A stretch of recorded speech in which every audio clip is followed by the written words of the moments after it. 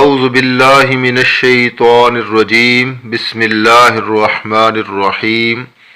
افتطمعون ان یؤمنوا لکم وقد کان فریق منہم یسمعون کلام اللہ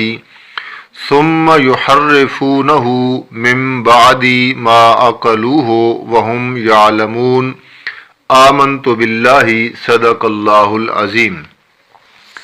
انتہائی قابل احترام سامعین ذی وقار، آپ حضرات کی خدمت میں سورۃ البقرہ کی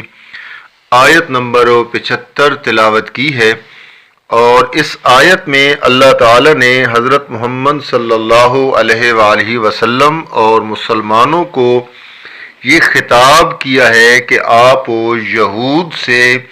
کبھی بھی ایمان کی توقع نہ رکھیں کہ وہ ایمان لے آئیں گے،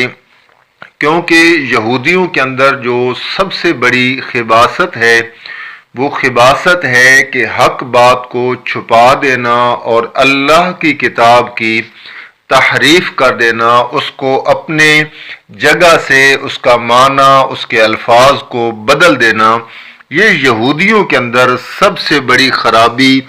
اور خصلت ہے، جس کی وجہ سے اللہ تعالی نے یہاں پر مسلمانوں کو یہ خطاب کیا ہے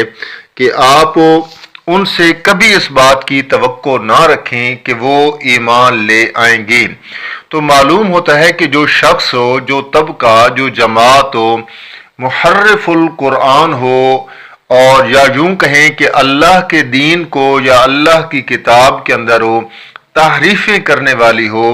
اور اس کے معانی کو، اس کے الفاظ کو، اس کے مفہوم کو تروڑ مروڑ کرو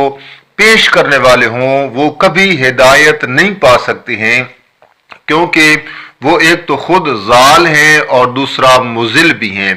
یعنی وہ خود گمراہ بھی ہیں اور دوسروں کو گمراہ کرتے بھی ہیں، اور یہ بات اللہ تعالیٰ کو بڑی ناپسند ہے۔